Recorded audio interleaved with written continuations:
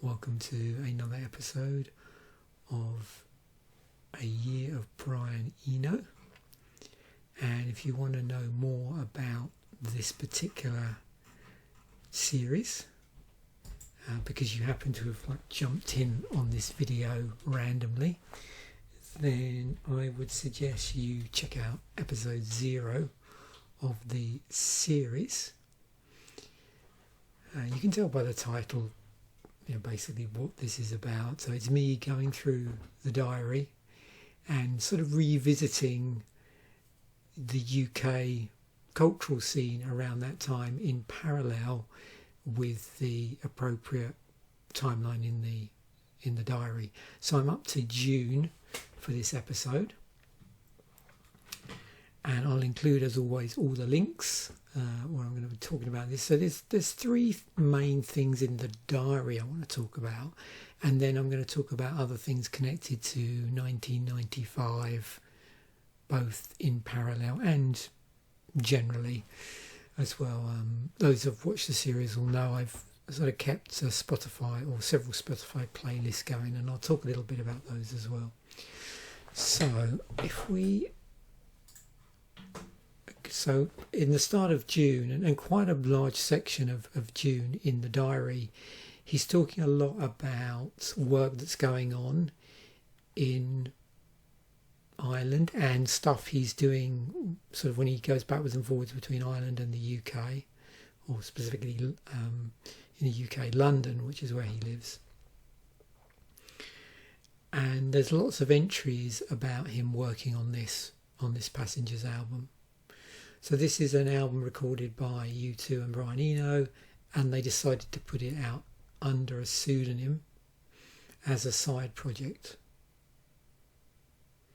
It's a collection, as it says here, of songs written for mostly imaginary films, but some of these did crop up as tracks on other films.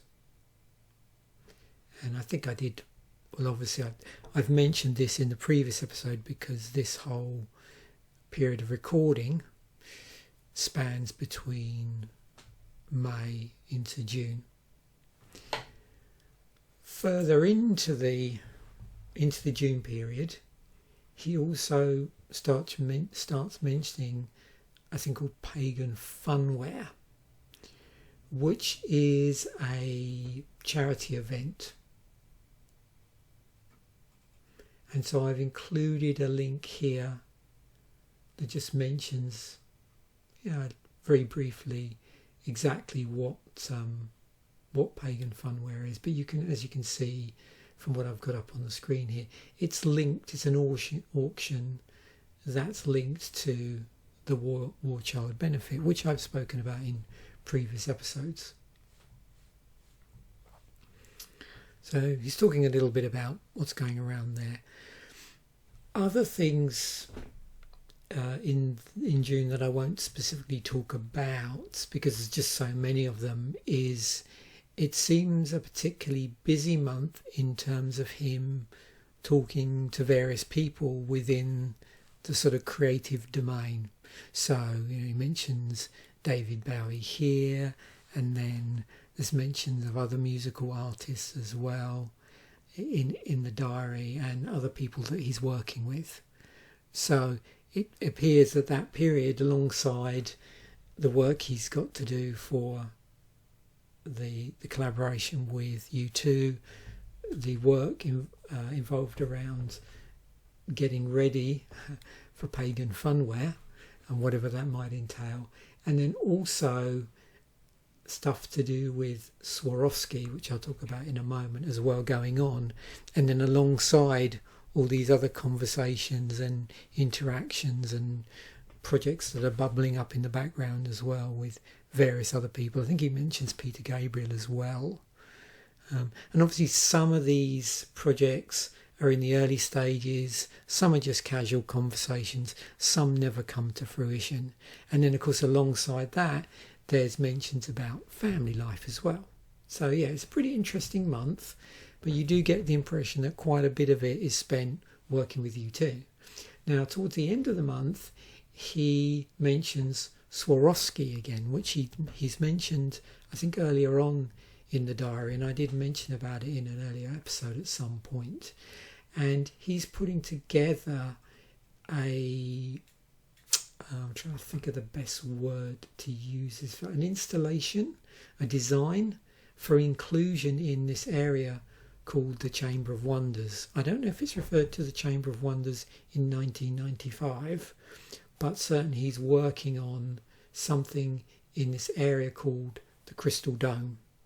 So it does mention about that, and he's over in, I think, is it Innsbruck is where this is.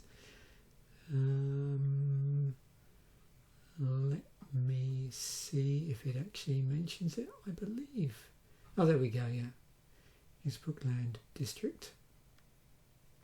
So he's over in Innsbruck, basically in conversation with Swarovski, doing work over there on this part of this museum that they're putting together. So yeah, here you go. Look, it opened in 1995. So yeah, clearly there's stuff going on around that, and I'll include a link to that because that's pretty interesting. It's something I wasn't aware of until I read the book and read the diary entries. So there's another thing about the 55 million crystals, and also about these 18 things within the Chamber of Wonders, of which the Crystal Dome is one. So I'll include a link to that as well. The other thing I was doing in parallel with me going back through, reading the diary, revisiting 1995 as I remember it, and trying to recall some of the things that I remember happening through the help of Wikipedia, is to go through his catalogue of work, either stuff he's specifically released under his own name or in collaboration with another artist, or he's actually been involved with the production side of things. And so what I did alongside putting out this video is I've updated my Spotify playlist for all of his work and associated work, collaboration, production work, as best I can based on what's on Spotify. And so we're now up to, everything in there is up to 2010. And that runs completely independently of anything in 1995, either in his diary or otherwise. It's just really there as an extra resource if anybody's interested in listening to his sort of body of work and body of collaboration, because I thought it would be interesting to do that. And certainly it's been interesting for me for stuff either I was familiar with, in the case of a lot of his solo work, and stuff that I wasn't familiar with or hadn't listened to in a long while. So I'm looking forward to bringing this up today in the next few episodes. I'll also include links to what was going on in the world in June 1995, which is what we're covering in this episode. So you can just either acquaint yourself with that period in time or reacquaint yourself if you happen to live through it. Because certainly there's a lot of stuff that I'd completely forgotten about. And I do that I include links for world events, for game releases in June, for events in the UK in June, and also for films. Now I did want to talk a little bit about films, and I'm sure I've told this story before. The story didn't specifically happen in 95. It happened the following year in 96 or 97. But the reason why I've thought about it is because I saw here that down here we have Judge Dredd.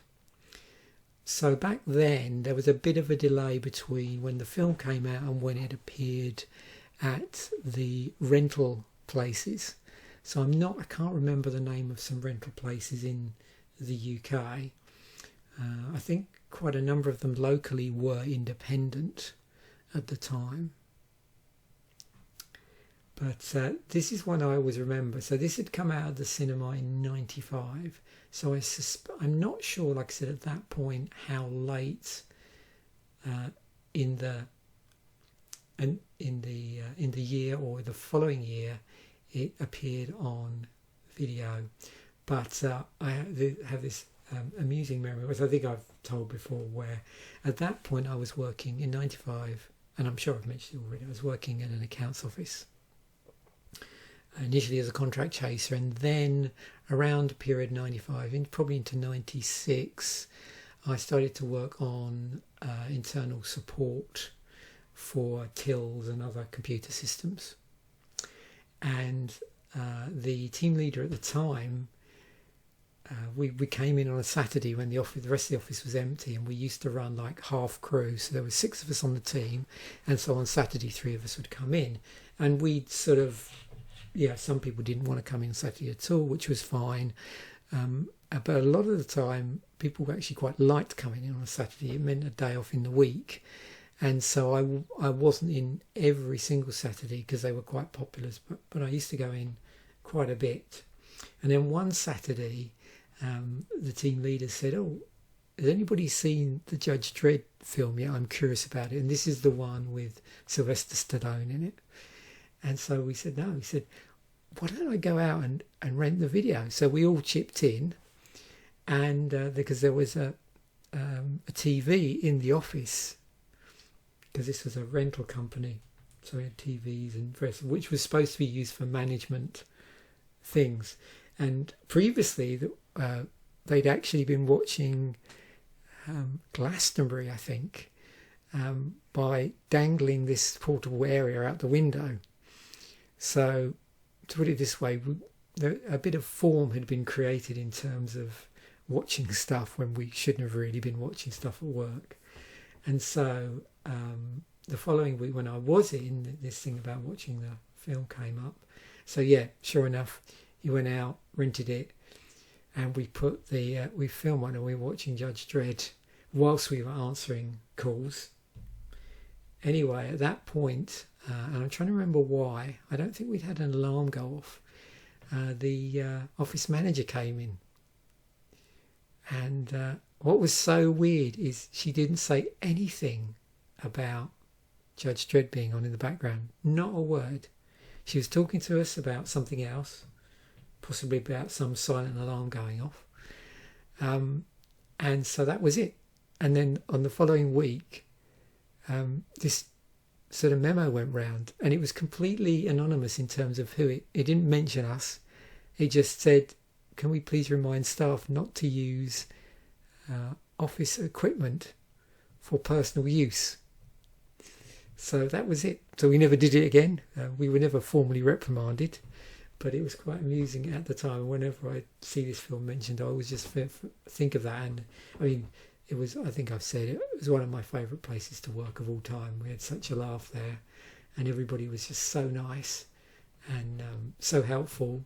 I made a lot of really good friends there, and that just sticks in my mind as of one of several little things we got up to whilst working on a Saturday when no one else was in the office. I don't think there was anything else there. I did notice that, where was it? Batman Forever was here. I don't think I've ever seen this. I might have actually, no, it may have turned up on TV. It's quite possible. But I remember stuff from the soundtrack. We'll get on to that in a moment, actually, because one thing I also do as part of this series is I update another list, which every time I put a video out, I update for the month that I'm talking about, and I update it in terms of certain albums that came out that month in '95. These aren't connected with Eno. This is just what was being released. I don't put everything in there. It's mainly albums that I remember at the time or have listened to retrospectively. And I was just looking down this list, and it is really interesting because it's got things like Draconian Times by Paradise Lost. I got into Paradise Lost a lot later, but this was kicking around. It's a really interesting album to listen to if you want to sort of step onto the band. this period's pretty interesting actually. They were starting to get a little bit more commercial. But yeah, really good album. I noticed also Demanufacture by Fear Factory. So this was their second album. And I remember this because, again, our team leader, who was also in a local groove metal band at the time on vocals, actually did a copy of this for me, because he found out I was into extreme music as well, and said, had I listened to anything sort of recently, because I said I'd had a little bit of a break from it. Half the reason was I just didn't have a lot of disposable income at the time, so I dialed back my album purchases, and I was sort of a little bit more interested in Britpop at that time as well. So where I was spending money, it tended to be more on like indie and Britpop and stuff like that. And he said, "Oh, you should check out Fear Factory." So yeah, he made a tape for me, and yeah, excellent album. And as a consequence of that, that really 95 was a sort of gateway year for me getting back into extreme music. And then 96, end of 96, well into 97, I started buying Terrorizer magazine, and then yeah, through an end of year list for 96, I then got back into a lot of music that I'd missed in the early 90s. So that was pretty interesting. Stanley Road by Paul Weller. This was, I suppose I often think of it as I don't know whether it's so much of a comeback album, but I remember being more, becoming aware again of Paul Weller in this time period. Post the Jam and all the other bands like the Style Council he was involved with in the 80s. Hadn't got into In Flames at that point. That was a little bit later. There's something else here. Oh, Northern Soul by The Verve. These were and several singles off of this and the next album in the UK charts. Sleater Kinney's debut album. Didn't really listen to them until a lot later.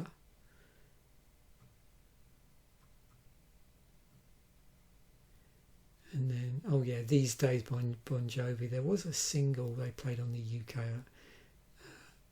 on UK radio off of that, but I wasn't really listening to much Bon Jovi at that point. I'd more listened to their early stuff in the 80s. There was another, oh yeah, Exit Planet Dust by the Chemical Brothers. Yeah, I remember that. I've probably mentioned this before, but this period there's loads of stuff going on. Like there was, like Euro disco was really big.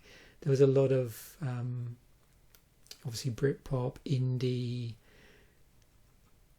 and a real mixture of stuff in the UK charts. Some classic rock. I think it was, I'm trying to think what it was, drum and bass, stuff like that. You had trip hop as well in the charts, in the singles charts. So yeah, it's alongside a lot of other years for me, a particularly memorable year, 1995. Oh, that was it. That's what I was looking for. Jagged Little Pill, of course. Yep. And Post by Bjork, second album. Yeah. Cool times. And then, oh yeah, I always include this as well. This is UK,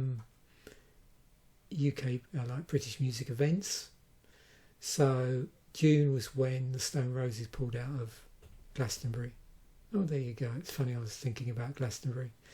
So that must have been the previous year then. Because we couldn't have watched Judge Dredd around that time. So I reckon, yeah, it was probably a year later. I think it probably took about a year for videos to appear on rental after they'd been at the cinema. Something like that.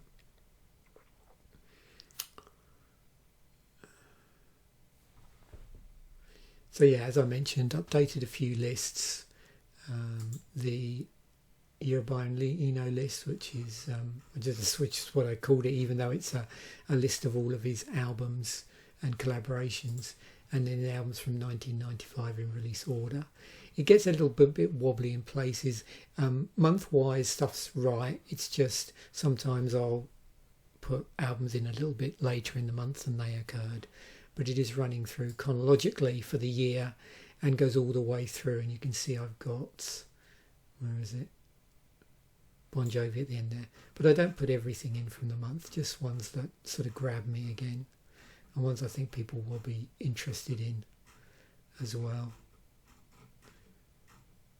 I don't always put all the super extreme stuff in because it's not to everybody's taste, I don't think. So yeah, it doesn't always go in. Now the last thing I wanted to talk about, because it's also interesting, is there's a third list where I've just got all of the new releases that occurred in 1995, because I found it really gives me a really interesting way of remembering the period, because we had the radio on in the office. That was allowed, that was piped in, so we had it on in the backgrounds, and I always particularly seem to remember new entries more than anything. And so I'm keeping a list, and every time I get to a month, I'm adding in the new entries in the UK charts for that month. So we had Common People by Pulp, Baby D, new entry, Reef had a new one out, Therapy, or bigger that time, Ladysmith, what was that? What was the full title to that? Was it Black Mombasa? I can never remember.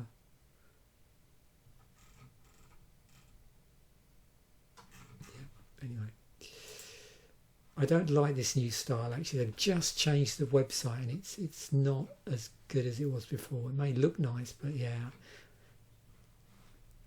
And then you can see that also there's other stuff that had been sitting in the charts as well already in here. Scream by Michael Jackson was a new entry. Bon Jovi, This Ain't a Love Song. Reverend Black Great. These are all singles, by the way. Jam and Spoon. Annie Lennox had a cover of White Shade of Pale that month. Dodgy, Staying Out for the Summer.